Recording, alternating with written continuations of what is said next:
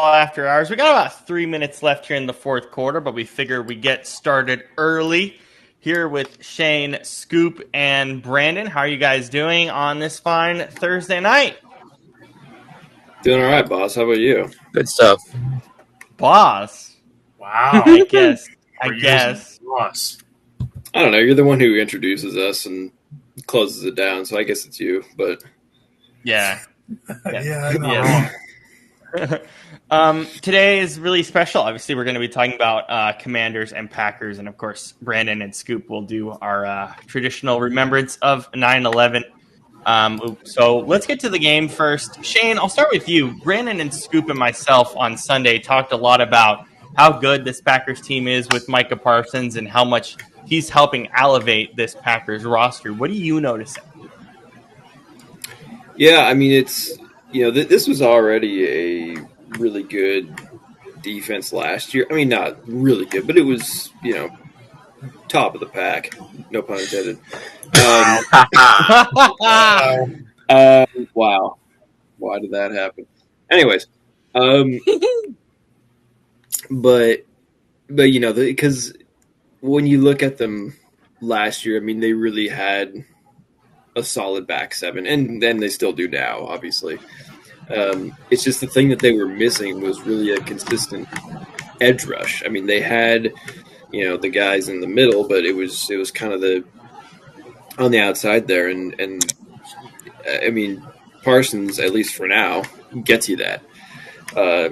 He's I mean, we'll see if he does his typical disappearing halfway through the season, but at least for now, he gives you that edge at where I mean that's the most important position on defense by far is that that edge rusher. So um, I think now it's just a very complete defense all around, and I think Green Bay overall, I've just been very impressed with them because they've obviously been these more these franchises from these smaller markets and these kind of blue collar cities like Green Bay, Kansas City, Cleveland, Detroit, whatever, they they're not popular free agent spots.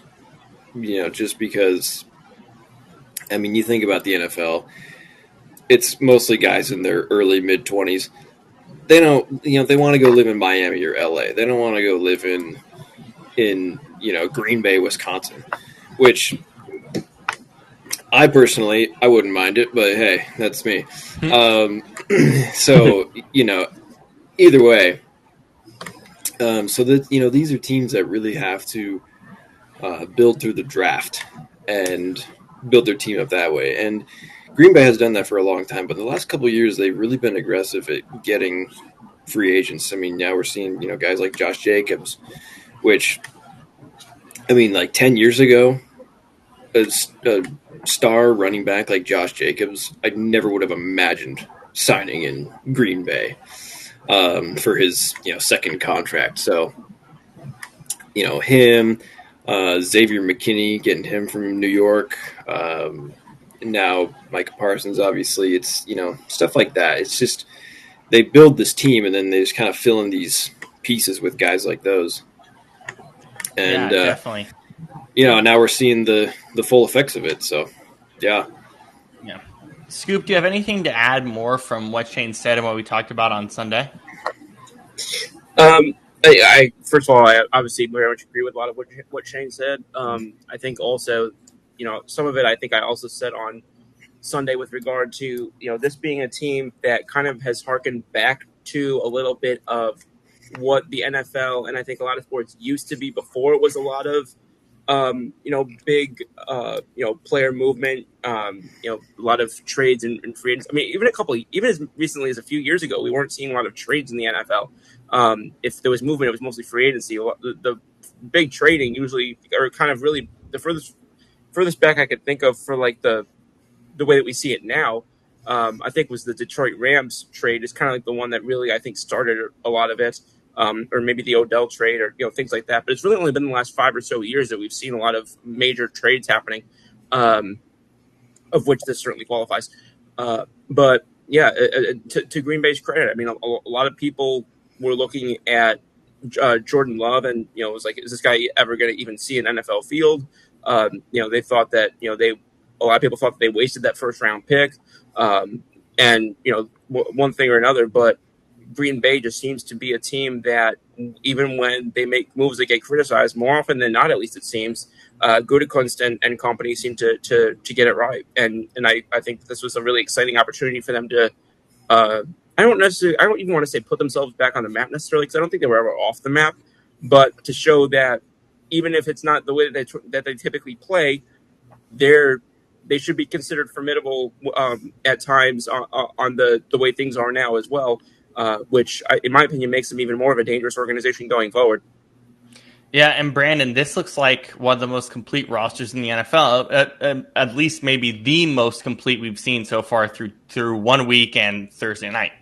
Yeah, through the first 2 weeks, I mean, they just completely shut down everything that Detroit did last week, and then you face another tough offense and another tough, talented quarterback in Jaden Daniels, and he had nothing to throw to all night. The receivers were completely covered. I mean, they put pressure on him for a majority of the night. They kind of just beat that. I mean, it feels like every time the ball was snapped, the Packers are just bull rushing their way straight through that offensive line. And just defensive. I mean, just offensively, it's weird. We talk about their receiving core, how they had a bunch of nobodies, but it's funny. A lot of these guys through the first 2 weeks are making a ton of plays. How long that'll last, I don't know. We'll see. Because remember, Washington, their defense was, their pass defense was considered a top 5 unit, but when looking at the games, you could tell they weren't that good. So, their pass defense was overrated, so they got kind of exposed tonight. But I mean, just looking at.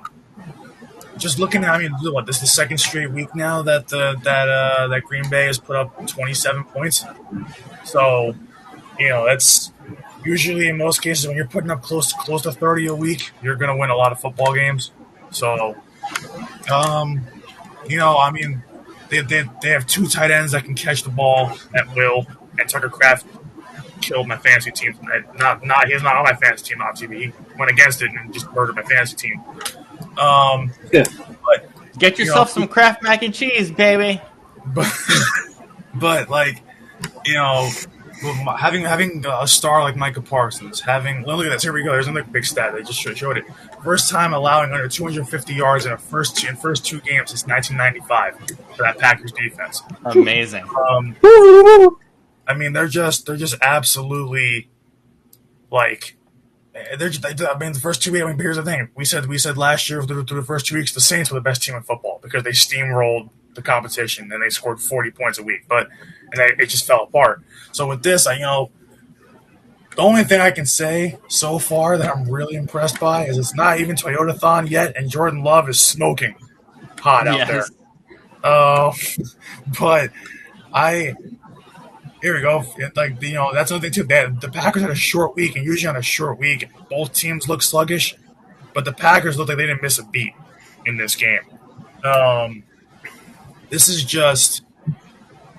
I mean, it's more dominant than what the Saints did last year because the Saints, I mean, they scored a lot of points, but I mean, they really weren't playing, really tough competition. I mean, the Packers for 2 straight weeks are facing 2 teams that they're probably going to end up, they could end up seeing in January. So. It's really impressive that they really held both of them to 18 or less points, and they just completely shut down their offenses while their own offense is just rolling. Like Josh Jacobs getting the tough yards, but also getting touchdowns when needed. Like they're looking like a very complete team from front to back. Here's the Browns next month, here's the Packers next month of football. Browns, Cowboys on Sunday night. Bengals, and then Cardinals. They should win 3 out of 4. Well, really, they should win all 4. But I think that's 4 wins right there, unless something crazy happens. And unless Yeah, They're unless on the Burrow road for and all of them Chase except the Packers. go crazy. Yeah. Sorry, go ahead, Brandon. Yeah, they're on the road in all four except against the Bengals. Go ahead. Sorry. That makes sense. Yeah, I mean, it should be 4, although it could be 3 if Joe Burrow and Jamar Chase and that offense go ape. But I doubt it. The Packers defense is really good so far through the first 2 weeks, and even last year they were really good. So yeah, that should be 4. Well, hey, could be a 6-0 start, and I think that's and at the very worst you're 5-1. That's a hell of a start. Yeah, Well, I mean, absolutely. like, yeah, Joe Burrow and Jamar Chase could do that, but it's also like, okay, who on their offensive line is going to stop Micah Parsons and Rashawn Gary? You know, so I mean, they might have to move Trey Hendrickson over to offensive line or something like. So, yeah, but I see the Saints comparison. I mean, because they had that hot start last year, but like that was against the Panthers and the Cowboys, who were both terrible, and but the difference here, well, first of all, there's that, but also just like the Saints, I mean, look at what they had versus what Green Bay has. They have a proven head coach. They have a franchise quarterback. A much better roster overall. Yeah, a very complete roster. A front office that knows what they're doing. So they have all that going for them. But it is, I mean, it is only 2 weeks in. You never know what could happen. Yeah. I'll be honest, I don't have much on the Commanders. Does anyone have anything to say on the Commanders? I got nothing to say about them yet through 2 weeks. Can I jump in real quick? Of course. I do want to say that I don't think it's been said on the show yet, but it broke about 10 minutes ago.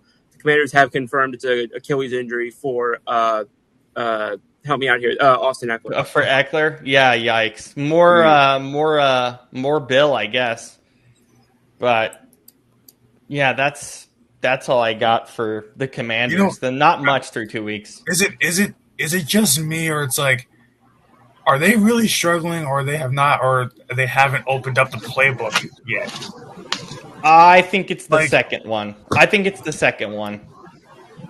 playbook has been opened up because it's a lot. Like the Packers are letting it fly. I mean, they've always been a team to let it fly, but like they're letting it fly. But through the first 2 weeks, the Commanders are literally just checking the ball down every chance they get. Like, it just seems like it's real basic, like, route concepts where they're just saying, they're just telling guys, hey, we're going to run a bunch of curl routes or a bunch of just in-breaking routes, or we're just going to have, guys basically running, basically post routes down the field, and hey, if no one's open, just check it down. That's kind of what that offense feels like right now. So, I don't know, I'm like, yeah. I don't, cause last year this offense didn't look like this, and this year I'm like, they look like they're just holding back, like they're kind of like they're afraid to let loose just yet. I guess. I don't know. Yeah, Shane, anything on there? I mean, last year it was definitely much more of a, like a spread kind of air raid, so to speak. Yeah. Whereas this year it's very much the opposite. It's a lot of screens and just like slants, hitches, that kind of thing, which is, I mean, it's weird because it's like if that other stuff works for your personnel, like why abandon it? But at the same time, I mean, if you think about it, in the last 2 weeks, I mean, they going up against Green Bay and the New York Giants. Those are two really good defenses. So, I mean, I could see that playing a role or being more conservative, and just the fact that it's still the beginning of the season. But I would imagine. I mean, who knows? But I would think that now, we will start to see them open up a little bit more and kind of go back to what they're good at. and what we know they can do. But I mean, it's anybody's guess, really. Like, Yeah. is it just me, or it's like not even like? Did you guys notice the same thing too tonight? Where I don't get why they weren't making any adjustments to the blitz ever, and why they just kind of were just letting guys like walk right through the offensive line, like they're going empty set. So there's no running back to pick up an extra block. So you're just leaving Jaden Daniels on an island back there just to throw to nobody because even then the routes are boring, basic, and vanilla. So it's like, what are you hoping to accomplish by just leaving him back there to die? Like, Yeah, that's the other thing. Jaden Daniels looks very. He looks like very. What's the word? Like Protective. he looks like he's not. He looks like he's not all there. You know what I mean? He's kind of going through the motion slow, just sort of kind of almost like I don't want to say half-assing it, but just I don't know. It seems like his mind is elsewhere, and that's totally just an assumption based off his body language and kind of just the way he's going through the game. But I think it's just weird when you think about Washington. It's like you got a top probably 5-6 offensive line in the league now after getting Tunzel. Like, so you can't figure out how to block guys. Like, and I get it. Defenses are more complex now. You get disguised blitzes from random people, but still, it's like, come on, what are we doing, guys? So, I don't know. It's I mean, they're 1-1, and Washington, they'll be fine, but they definitely are not, at least so far. They don't seem to be the same kind of team as they were last year. Yeah. Scoop, any final thoughts on Washington? I think Coach Hanson over here, I think pretty much just kind of laid it down better than I can. I think that I didn't pick up honestly on what he mentioned about the going through the motions or all that. But I was a big proponent and advocate last year for Jaden Daniels. I think he's going to be a big time quarterback in this league. I think he's going to be a competitor in the NFC East for years to come. It's not been a particularly illustrious start for this team so far, and I think it's kind of early, but we'll see. We'll see soon enough whether that was a product of playing maybe less favorable competition to start the season, or if maybe this is a team that was not quite going to live up to the hype that maybe they got from some people, myself included, this offseason. Yeah. All right, let's go to games of the week. I'm actually voiding 4 games technically, but I am saying that you're not allowed to pick Eagles-Chiefs because that's the obvious pick. You're not allowed to pick Falcons-Vikings. I don't know why you would. And I don't know why you would want to pick any of the Monday night games. So out of those 4 that I just took away, who do you guys have as games of the week here? I have to check the schedule. I can't remember. Okay, here we go. Yeah. I'm looking at the schedule right now because unfortunately I can't memorize 15 games. This is some real slim pickings here. Jesus. Yeah, the obvious choice is obviously Eagles-Chiefs, but it's obvious, so I'm just saying don't take it. Yeah. Yeah, that was rude. But no, I agree it was rude, but hey. But yeah, no, it's all. Okay, so no Monday night, no Eagles. Okay, I got mine. Go ahead, Shane. Actually, do I? That's what I'm saying. I'm looking at the games and I can't. Okay, Scoop, please start. All right. Well, I think last week I gave one that was going to surprise a lot of people, and I think I'm going to do the same thing this week. But I'm sorry, but I've never seen just got wake up. I've never seen a game that had almost a 2 touchdown spread or line that was quite as one-sided as so I'm thinking for betting purposes in particular, that's 11 and a half is a lot of points to get, even for a Baltimore versus Cleveland. I'm sorry, that to me smells like rivalry games are always more, are usually more competitive, even for Cleveland, than people believe. In fact, the last couple of years, some of their biggest upsets have come in division games. So I'm not necessarily saying that I think Cleveland's going to win that game, obviously, but I'm sorry, something smells weird about that 11 and a half points for me for Baltimore versus Cleveland. Cleveland is a team that, pardon me, they had a couple guys questionable this week in Ward and Conklin. I understand that. They still had according here, they still had one of the higher rated defenses coming into the season and even after week one. And they are, excuse me, and when they're particularly healthy, you look at the defensive front line that they have there across the line. They don't just have Garrett. They got Graham, they got Collins, they got McGuire. On the defensive side of the ball, at the corner side of things, Newsom and Ward. And last week, people said that they thought Baltimore's defense was not. In fact, Brendan, weren't you saying in particular you thought Baltimore's defense wasn't what you thought it was cracked up to be, if I remember correctly?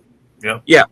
So, I mean, again, this is we know Cleveland's situation. We know that they were supposed to come in with and they may finish with the worst record in the league, but I really like their defense more than people are giving them credit for. I think that if Baltimore doesn't come correct, Cleveland still has they still got some nice guards up there in Batonio and Teller. I still like a couple of the other pieces on their line. Pochich, the center. They got a guy who had a really solid run grading game last week. Again, not sure that they're going to win necessarily, but keep an eye on that Cleveland-Baltimore game. I think that you may be getting a little bit sneaky with that 12-point line. Oh yeah, definitely. I think it's a feisty one too. All right, Shayna. Wait, can you guys hear me at all? I bugged out. Can anyone else not hear Rob? I cannot hear Robert. Hello. Rob, you're muted, I think. Hello, I'm not muted. Hello. All right, I'll take over as the host now. Hijack the show. No, while he's figuring that out. Hello. While he's figuring that out, though, I'll continue. For my game of the week, I never would have imagined I had said this a week ago. I'm going to go Denver and Indy, because just for the simple fact that Denver had, I think they played not as good of a week one as we maybe thought, whereas Indy was fantastic. So, I kind of want to see how both teams bounce back and see if okay, for Indy, was that just a weird random thing, or are they legit? And not that this one game is going to tell us that, but I think it'll give us it'll start to give us a better idea of who they might be. So yeah, plus Peyton Manning Bowl, that's always fun. So yeah, that's. Hear me now? There you Now go. I can, yes. All right. Phyllis Leda has returned. Yeah. So wait. Foot's Continue on. Your foot. Sorry. Yeah. Continue on. I do like the Indy and Broncos pick because, as you said, is it a fluke for Indy or is it something more exciting? I like that. Thank you. I appreciate that. Brandon, what do you have here? I'm gonna be different from everybody else. I'm gonna say that if there's a caveat to this. If we get the same team we saw last week, this can be a good game. Give me Bills Jets. I was gonna remember a second pick. Nice. Yeah, because if we get the Justin Fields from last week, especially against the Bills defense, that's not good. If we get the Justin Fields from last week, then we are in store for fireworks. We are in store for what could be a shootout. And I still like Brees Hall. I still like Garrett Wilson. I mean, as long as he's got those two in that lineup, on his offense, that's more than enough. He did damage with them last week against the Steelers, who are supposed to have a good defense, and he shredded them. And just like Josh Allen, he can take off and use his legs. So I mean, you must see both quarterbacks just take off. So if we get another good week of Justin Fields, that might end up being another game of the week. So yeah, Bills Jets is it for me. All right, you guys can still hear me, okay? Yeah. Yes, sir. Okay, good. I will. I'll double up on the Seahawks. I'll go Seahawks Steelers. I'm actually quite excited for this one. Watching Aaron Rodgers again after what we saw against the Jets last week. I really like this matchup. I'm taking the Steelers, and again a close one, but I'm just really excited to see what the encore is for Aaron Rodgers at home there. Let's see. Do you guys want to guess the lines for a couple of the games you picked? Yeah, let's do it. Sure thing. Okay. Seahawks Steelers against the line. Steelers -6. I'll go one less. I'll say Steelers -5. Scoop? I don't know what that noise was. I'm sorry. I would say Steelers rather. I don't think it's gonna be that big. I'll say -2. Steelers -3.5. Ooh. Okay. All right. Colts Broncos. Okay. Ooh. Broncos -3.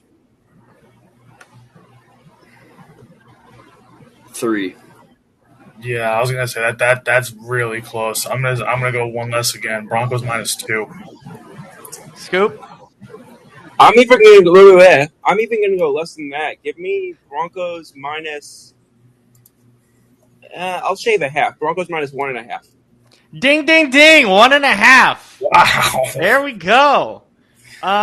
Okay. Brandon, kick us off with pot cookies game of the week. Oh, jeez. Well. Are you gonna pick the game we're live streaming on Monday night? Chargers Raiders. Excuse me. No, because no. There's some potential there. Oh boy. There's 1, 2, 3 games. You can't pick the Saints. So Niners Saints, unfortunately. Yeah, I know. I mean, that's clearly the worst think- game here. That's why I'm saying I think it's up there. No, I think there's an even easier choice. All right, go for it, Shane. What do you have? Panthers Cardinals. Yep, that's where I was looking first. Yeah. I think the only other one you could maybe go with is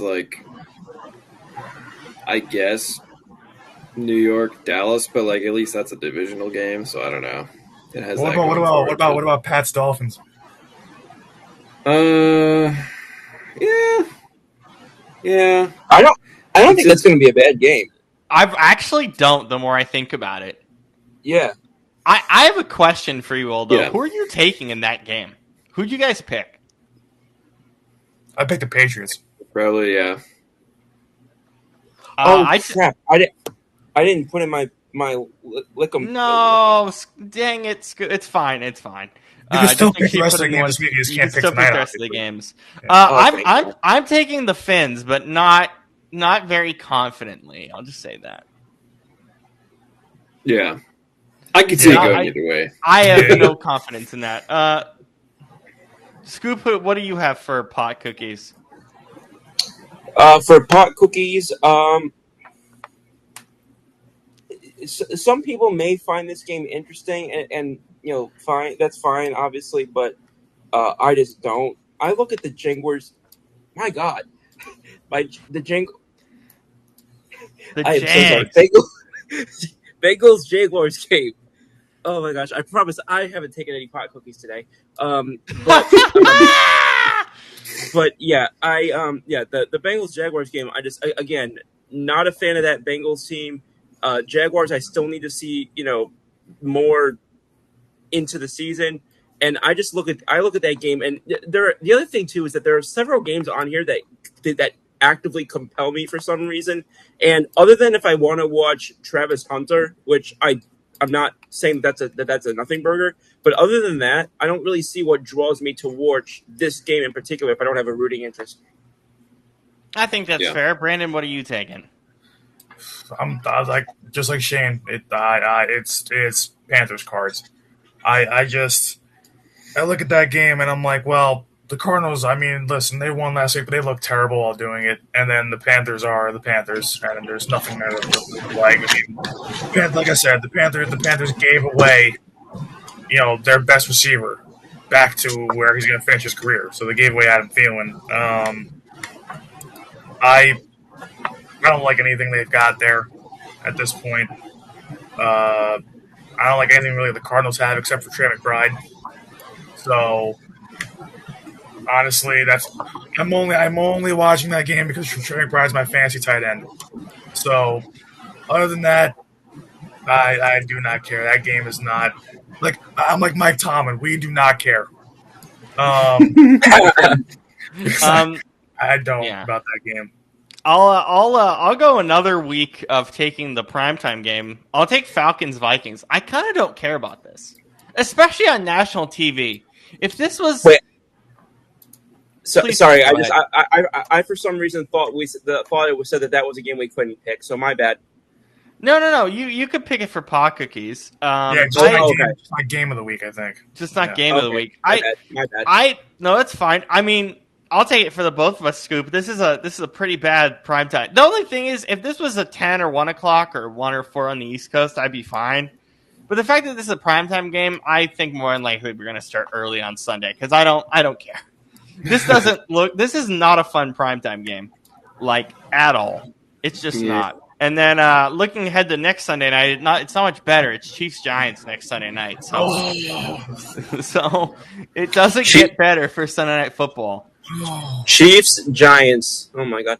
The only thing that could make that compelling is if they make Jackson Dart the starter going into that game, and I just watch him just get steamrolled. That's the only thing that could make that compelling. Yeah. So we might all have to pick that one next week for pot cookies. All right, we'll do lines really quick here. Falcons Vikings guess the line. I would hope we're not doing lines. I was gonna say the same thing. I thought it too. Yeah. But what's the game? Falcons Vikings. Shane, you need to clip this whole segment. I'll go Vikings minus 1.5. Okay. Yeah. I think Vegas. I say with little confidence. Yeah, I think Vegas is drinking the JJ Kool-Aid a little bit, so I'm going to say Vikings minus 3. I can't. For some reason, I don't see them. I almost all these games I see end on a and a half blank. So I'll say 3.5. Ding, ding, ding! Scoop is on fire. Oh shit! Minnesota minus 3.5. I have to surrender my crown this year. I hate that. Fire. Panthers Cards against the line. I apologize. I slipped there. Cardinals minus 1.5. You're just gonna keep 1.5 and so one of them hits. Oh man. Well, this time I really feel it. That's what they all say. Let me see. Oh, that game was ugly.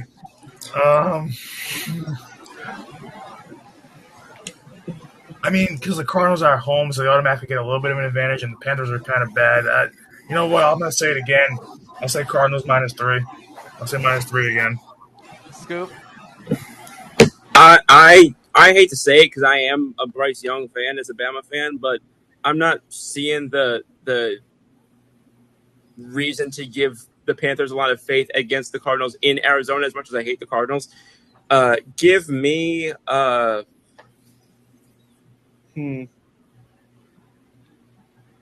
5.5, 6.5, somewhere. Well, I have to pick a number, so I'll go You 6.5. have to pick an. Again, he gets it right. Cardinals minus 6.5. No way. He has to be looking. You're not looking, right?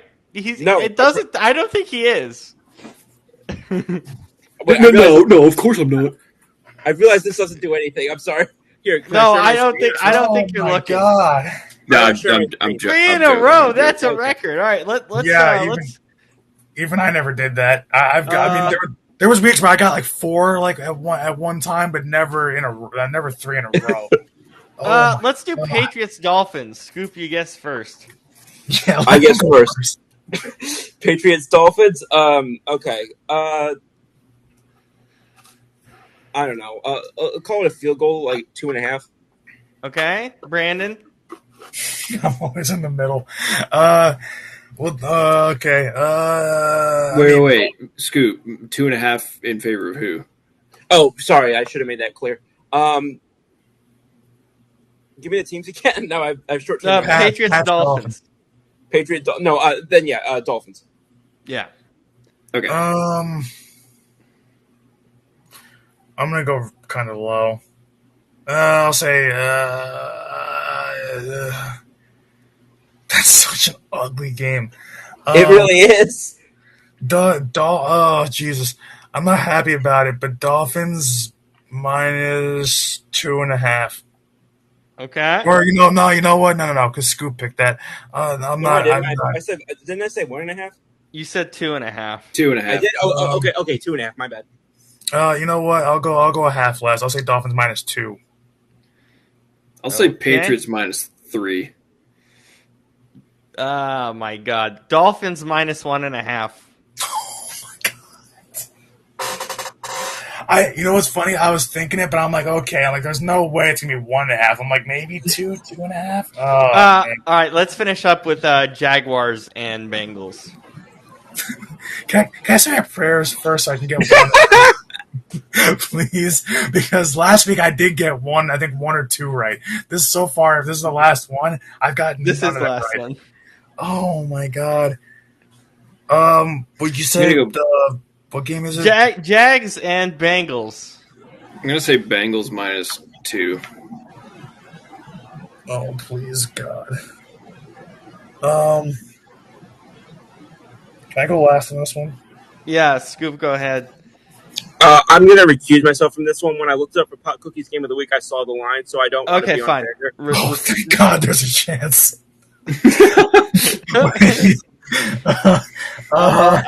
That's fine.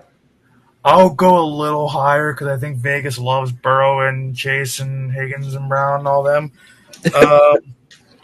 I'm gonna say Bengals minus. Oh, you know what? I'll say Bengals minus 3.5. Ding, ding, ding! 3.5 Bengals. Let's go. I think that one. Oh my God! Do you know how much it took for me to not say minus 4? I wanted to say minus 4 so bad. You know, you guys want to do one early one? I'll give you guys one more. How about that? One more. Okay. Help Okay. yourself out. Chargers Raiders Monday night. The game we're gonna watch live. Oh man, Chargers minus 7. that should be. I'll say. I mean, the Raiders play the division tough. Usually. I'll say Chargers minus. Nah, Chargers minus 4.5. Scoop.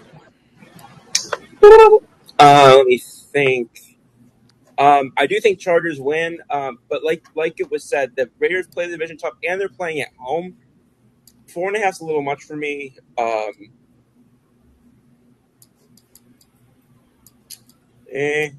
right. I said 2.5 last time, so I'll say 3.5 this time in favor of the Chargers. Ding, ding, ding! Oh my God! Ridiculous. This is ridiculous. I got like 2 or 3 row in a row. Come on.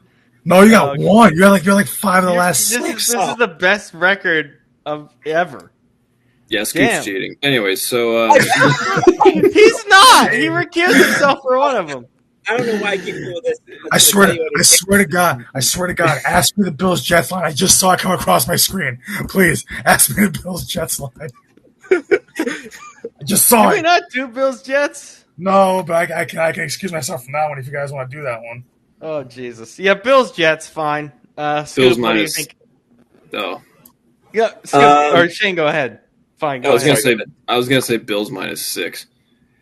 Scoop, Where's the game being played? New Jersey. MetLife. New Jersey. Thank you for not saying New York. Thank you, Iron Eagle. Oh, okay. I was like, what? Bills Jets. I feel like it should be much more, or rather, I feel like it should be more than this. But I'll say like 4.5 in favor. No, that's not. That's too small. I'll say 5.5 in favor of the Bills. All right, Bills 6.5. Yep. So, damn.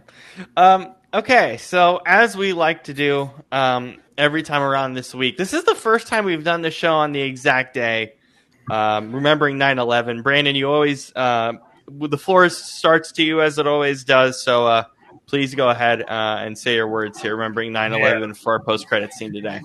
You know, being from the area that I'm from, I mean, everybody knows, and I've said this in other shows in the past, but everybody knows somebody that was either involved in it, on that day, or survived it, or was there in the city and tried to get out that day, or whatever it was.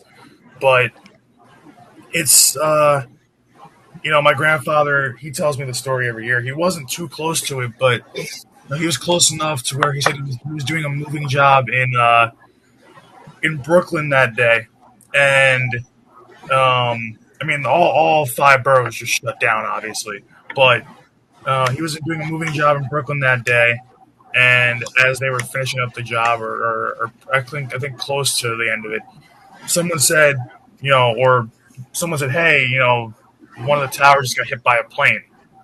And my grandfather didn't think anything of it, as many people did. They thought maybe, hey, toy plane, small plane, nothing that would bring it down. And then as they were kind of finishing up, they're like, oh yeah, the second one hit, and they're like, oh wow. So they went to the roof of the building, and my grandfather literally said that guy was from the roof of the building.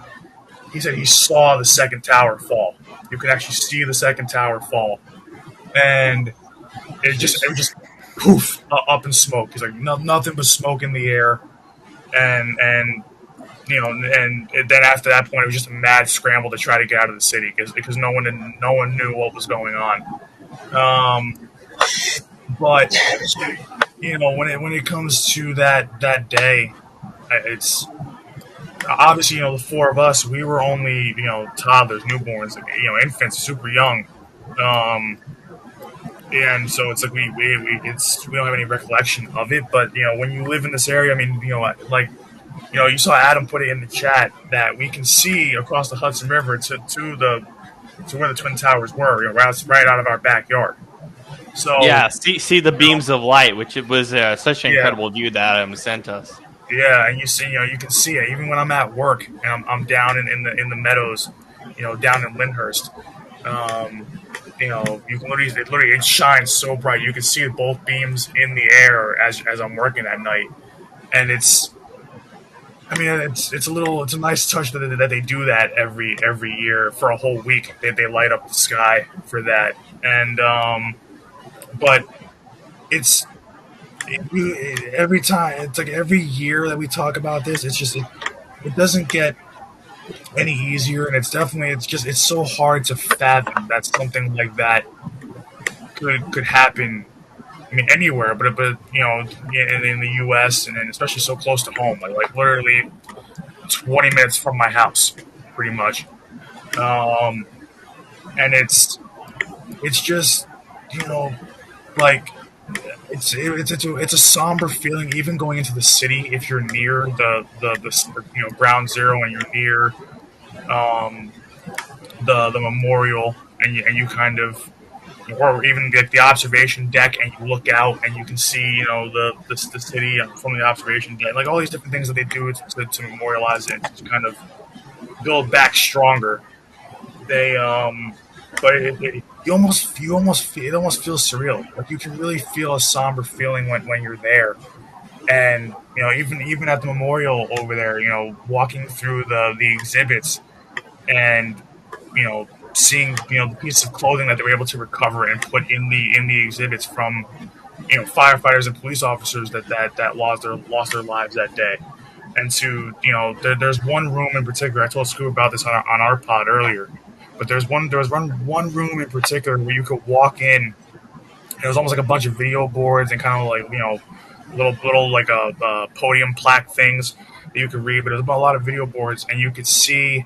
You walk into the room, and they're literally playing the audio calls of people calling their families saying they wouldn't come home. Yeah. And it's literally like I'll never forget hearing that, and I was just like, wow. Like I don't cry over many things. I like to consider myself a tougher kind of guy, but that was something where it was like you could feel the emotion there. Like it was something that always sticks in my mind being there. And you feel connected to what happened all those years ago, and it's such a somber feeling. I mean, one of my friends, well, you guys know Cass. She told me today that she had come across a man in a wheelchair. They were doing something to observe 9/11, and she had come across a man in a wheelchair, and who basically reached out, gave her a handshake, and said, "God bless you," and she said the same back to him. And then he turned around. I mean, 'cause there's plenty of places where there's memorials around this area for 9/11. He turned around, saluted it, and then went away. And she said that it stuck with her today. That's like that people like that it's like they're one of the things that we kind of miss. Is like that kind of like that unity among our neighbors, especially at that time. Like that, everybody kind of came together in America, and for a second or two, we all felt it. We all, kind of, I guess, in a way, it was the one time that it feels like that we were unified. And that's something that we're kind of missing, these days. But just that whole, day. And then you always hear people talk about that day saying that they knew something was off that day. They felt it or whatever it is, and there's you hear stories of people that work at the World Trade Center that had said oh, it was the only day like they had never missed a day in however many years, and it was the one day they didn't go, and that happens, and it's like you can't even imagine how. I mean, I don't know. For lack of a better word, it might sound maybe a little insensitive. You can't imagine how lucky that they feel, but they also but also a lot of them nowadays that are still with us. It's like a lot of them unfortunately have that survivor's guilt, where they lost friends, they lost colleagues, they lost people that they knew, that they literally had seen the day before, working alongside of them, or that night or whatever it was. And to think about how devastating that was, and to think about just how close to home that hit for us here, it's something that we never forget here. But the whole country doesn't. That shook this country to the core. That changed the way that people go to sporting events, people get on a plane, people go about their daily lives and have to do the things that they do every day. That changed the course of not just the country but the world forever. So so when we talk about this day, it's definitely it can't be understated how important this day is to just American history, world history, but just to remember those that survived, and especially those that are no longer with us. So many innocent people. There's so many, and not just there, but people also forget about the third plane that was going to the White House, and God, and if that would have happened, who knows how we'd be living these days. Um, but their families and their loved ones too. So I know I'm long winded, but it's it's so important to just every year to hammer home the point that it's like that we stand with the people who lost people that day, and that we at the end of the day we're all Americans. We all feel for each other when it comes to any kind of tragedy, even the things that happened just this past week besides 9/11. And no one should have to whether it's 9/11 or anything should never have to lose a loved one to any kind of just horrific violence like that. Whether it be terrorism or domestic, whatever it is. And it's it's just a reminder that you know we we're coming out stronger now, but we can't forget where we've been, and that's it's important that we tell the people, that especially the people that have survived, even the people that have lost people from that day, you know, hug each other a little tighter at night, because you never know, when that'll be the last time you see them, and it's just important to keep that in the back of our minds today and every day. But on days like today, on 9/11, it's it can't be understated how just important it is that we remember and keep everybody in our thoughts and prayers, because that's it's just you can't imagine what it must have been like then, and how it, and then obviously we're sitting here 24 years later and how it's affected our lives now as young adults. So Yeah. it's important. It's important. Yeah. Scoop, do you have any words? I mean, it's hard to follow that. I do want to give a quick shout out, real quick, to my aunt who lives in Manhattan, who was has lived in Manhattan that day, and I know personally lost people close to her on that day. I want to just recognize her in particular, because anybody in my family, she was definitely the one who was most directly. I mean, we all obviously were affected, but one most directly affected. I've been to that memorial of, excuse me, of the 9/11 victims, and it is an experience, I think, that is worth taking in at some point in Mhm. your life if you haven't been. Um, it's I think the best way to phrase it is just it's an enriching experience, and it's something that I think you know um, is the only way I can put it is something that I think each person should understand for themselves, as have as going there. And again, my love and my prayers is all with the people who not who lost their lives that day, and then with the people that they left behind.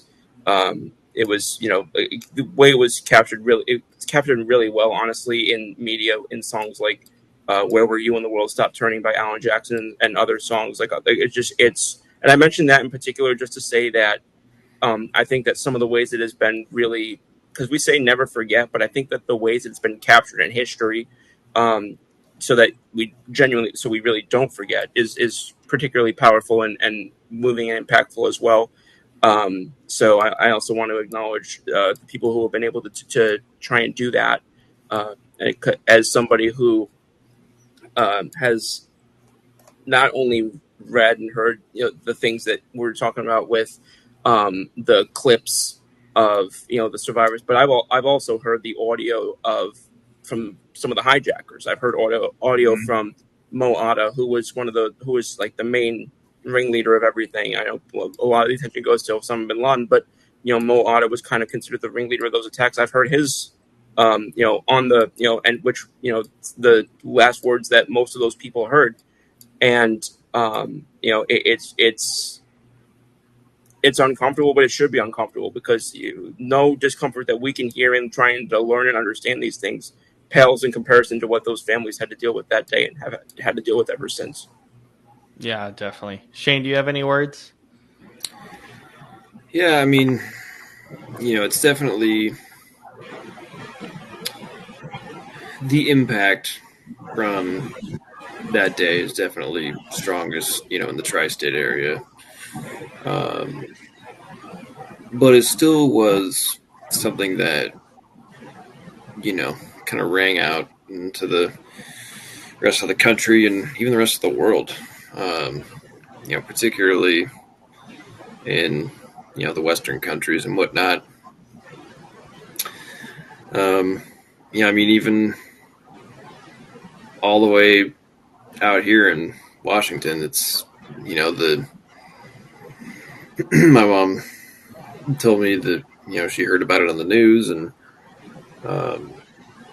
my dad, he was a tower crane operator, and he was working on a building next to the Columbia Tower, which is the tallest building in Seattle. And she, this was before cell phones and social media or whatever, and she was trying to somehow get a hold of my dad and tell him to get out of the crane, because it's like he's right next to this tall building. And I mean, at that point, it's like they didn't know.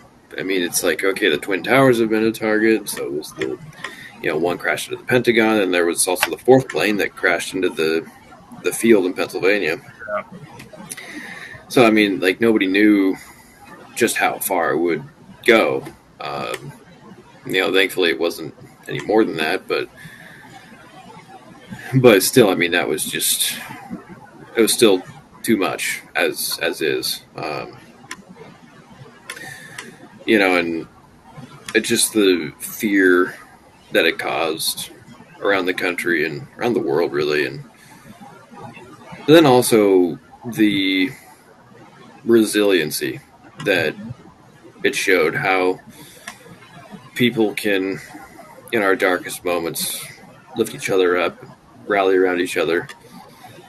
And, I think that's something that we really need right now.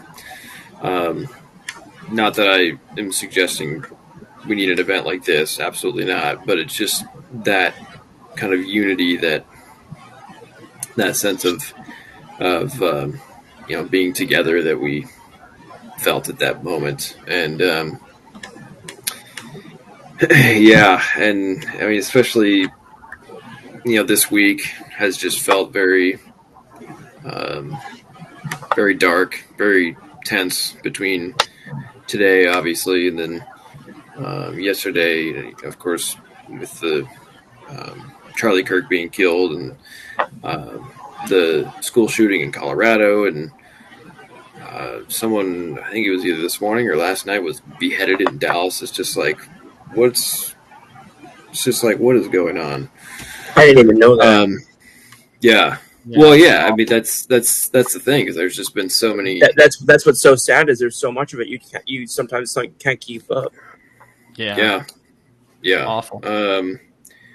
And I mean, like with Kirk, I mean, say what you want about the guy. I didn't necessarily care for him, but like, at the end of the day, dude was a husband, a father, a son, and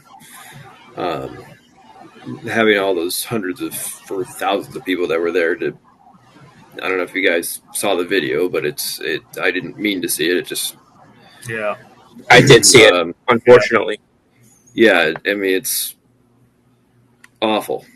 The fact that all those people had to see that and be there for that. And, it's just stuff like that. It's, and then of course the school shooting yesterday, and like, we all need to just take a breath and realize that, we have differences, and that's okay. For sure. The four of us, we talk politics. I'm not going to say who believes in what, but we all have very different beliefs, and we talk about it all the time. But you know what? Yeah. We don't give a shit. And yet we still come together, and absolutely. Yeah, because at the end of the day, we all realize, or I mean, we know that we're all good dudes, and Yeah. you know, so what? This guy feels this way about him, and I can't stand that guy, but whatever. Like, it's his opinion. Yeah. Yeah. Does it matter at the end of the day? No. You know what I Yeah. mean? So, Yeah. yeah, I just, I guess on a day like this, I just think about that more, and it's just, I really would love for not only for the country, but just for the world in general to be at a more positive place. I mean, that seems like a dream at this point, but it's definitely, it'll always be something that I think about and Right. hope we'll get someday. Yeah. Yeah. May I? Absolutely. I'm sorry. No, please go ahead, Scoop. Please, absolutely. I wanted to respond to Shane real quick, and Brandon, I said this to you earlier. I think I said this to you and Jay earlier.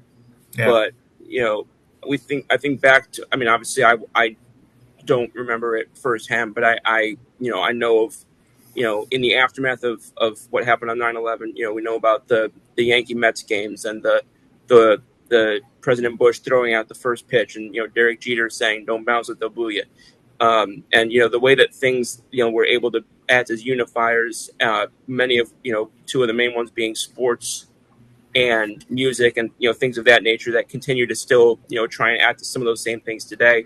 And I just want to mention, and you talked about the four of us, and I thank God that the four of us are able to spend a day doing this, Mm-hmm. and a show like this, together the four of us about because we're in different parts of the country. We've lived such different lives. I mean, I didn't even know a couple of y'all until very recently, and but our love of football and our passion for doing shows and things of that nature, and our knowledge and all of that allowed us to be doing a show like this around one of the great unifiers that also helped the country that day and in the aftermath of that. So I just wanted to bring that up as well, because it always means a lot to be on the show, but it damn sure means more tonight.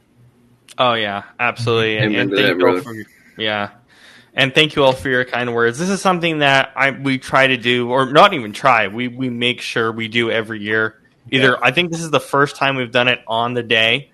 And obviously we'll do it on Thursday next year as well. But yeah, but it's just something I think we always pride ourselves in, just taking a moment to talk about this and put our words together. And what's a really tough day for the country. And I think just seeing the beams of light today, it's just something that is just, it has this strong emotional feeling, and it's always good to kind of get that out on the show, but also just engage in kind of a unity in what has been, a difficult week, but also a difficult day. So I thank you all for your kind words, and that is how we will finish today.